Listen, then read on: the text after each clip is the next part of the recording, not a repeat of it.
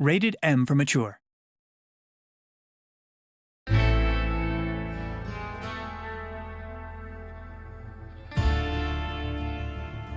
Desperados III is a real-time tactical stealth game. In this prequel to the beloved Desperados franchise, you will lead your gang on a glorious Wild West adventure and visit many iconic places like the forbidding mountains of Colorado, the bug-infested swamps of Louisiana, and the windswept deserts of Mexico. You will also get to experience the origin story of John Cooper and the rest of his gang. Now, let me make the introductions. The leader of the group is Cooper, a drifter and gunslinger who can kill quietly with a knife or take out multiple foes with his 2 revolvers. Strongman Hector carries a giant bear trap and can slay the toughest opponents with his trusty axe. Doc McCoy, cold-blooded bounty hunter, likes to be methodical, using lures, knockout gas, and his buntline special to take out his enemies from a distance without making much noise. Kate can fool the enemy with the right outfit and kill discreetly with her hidden gun. Isabel uses jinxes and poison darts to manipulate and control the enemy's minds. And there are a lot of enemies. In Desperados III, you are always outnumbered, but you will quickly learn to read situations. By displaying the view cone of your enemy, you can check precisely what they can see. By crouching, the dark area can be passed through safely.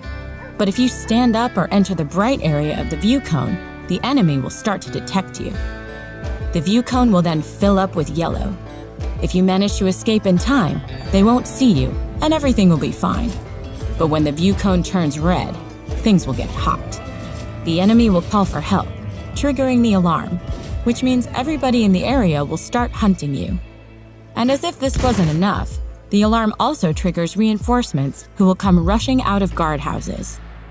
If you manage to hide from the hunting party, the search will stop after a while, but the reinforcements will stay and patrol the area. In Desperados III, you have to think before you act. Simply running blindly into situations won't get you far. This is why quick saving and quick loading is an essential part of the gameplay.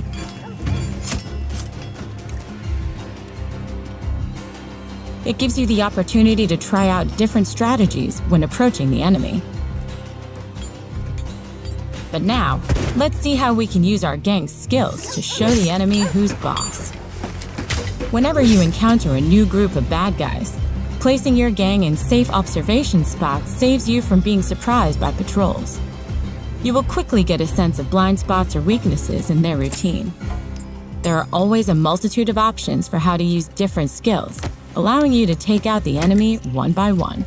A very simple example would be Cooper's coin distraction trick that allows Doc to make that guard disappear.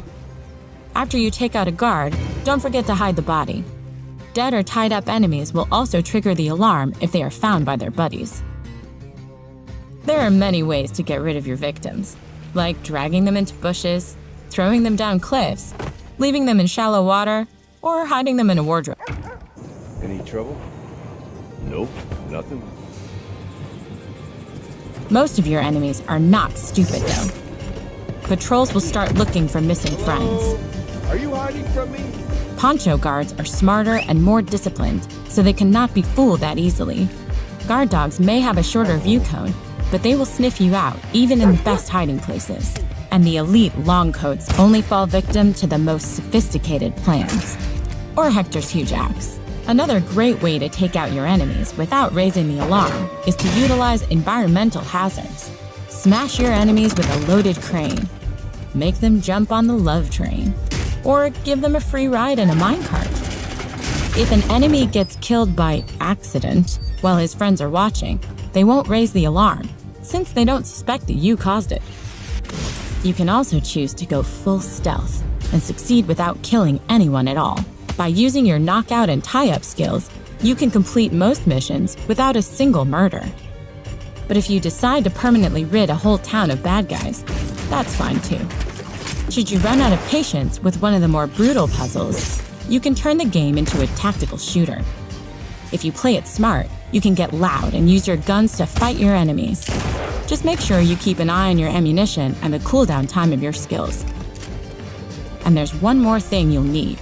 When you activate Showdown mode, the whole game pauses. This gives you time to react if something didn't go as planned.